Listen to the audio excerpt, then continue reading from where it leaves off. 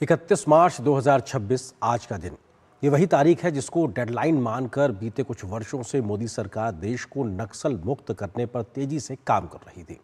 कल संसद में गृह मंत्री अमित शाह ने देश को नक्सल मुक्त होने की बड़ी घोषणा की थी। अब देश में नक्सलियों के सभी शीर्ष नेताओं का खात्मा हो चुका है, तो लाल गलियारे के सभी राज्यों से नक्सलियों के मूवमेंट को भी खत्म कर दिया गया है।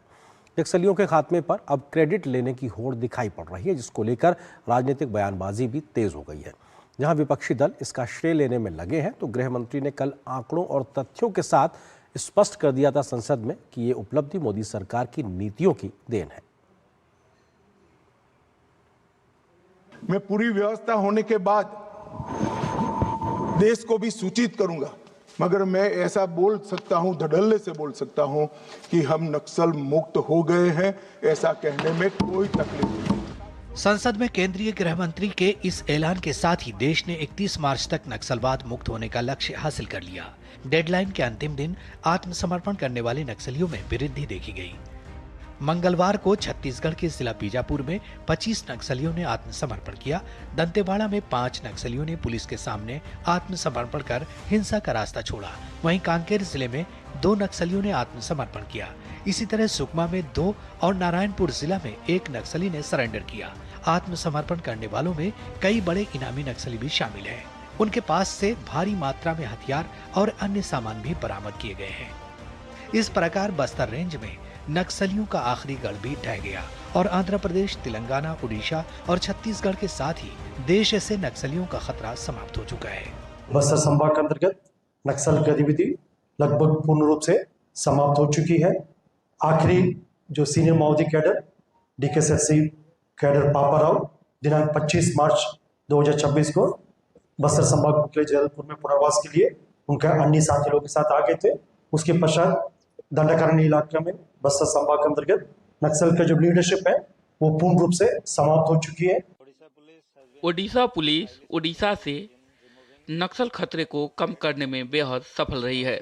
हमारे सुरक्षा बलों ने एक संयुक्त अभियान में गरियाबंद में 17 नक्सलियों को मार गिराया है।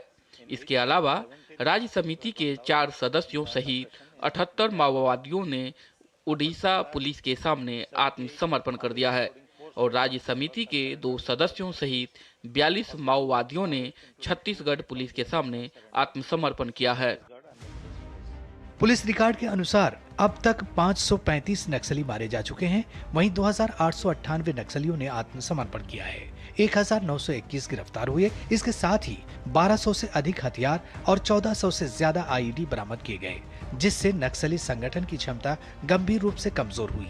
5 दशकों से नासूर बन चुका नक्सलवाद अंतिम सांसें गिन रहा है। सभी बड़े कैडर आत्मसमर्पण कर चुके हैं या मारे जा चुके हैं। केंद्रीय मंत्री किरण रिजिजू ने वामपंथी उग्रवाद से देश को मुक्त कराने के प्रयास पर लोकसभा में चर्चा पर गृह मंत्री अमित शाह के जवाब का हवाला देते हुए कहा कि नक्सलवाद से बड़ी संख्या में लोगों की जान गई। उन्होंने इस मुद्दे पर राजनीति करने को लेकर कांग्रेस को भी आड़े हाथों लिया। देश में वामपंथी उग्रवाद फैला, उसमें आम लोगों के जाने गए, हजारों हमारे सिक्योरिटी फोर्सेस के जाने गए और कांग्रेस के भी कई नेता, कई कार्यकर्ता मारे गए। और वही कांग्रेस के नेता राहुल जी, सोनिया जी, वो जो लेफ्ट एक्सट्रीमिज्म माओइस्ट फैलाने वाले जो नेता है, उनसे मिले हुए हैं। माओवादी कहते रहे हैं कि सत्ता की राह बंदूक की नाल से निकलती है, बारूद से निकलती है। केंद्र की नरेंद्र मोदी सरकार ने कुछ उसी अंदाज में माओवादी सत्ता की राह बंदूक और बारूद से रोका, लेकिन दूसरी तरफ पुनर्वास अभियान भी जारी रखा।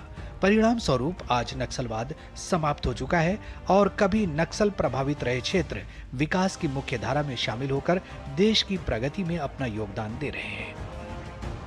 ब्यूरो इनपुट के साथ सोमेश पटेल की रिपोर्ट, DD न्यूज।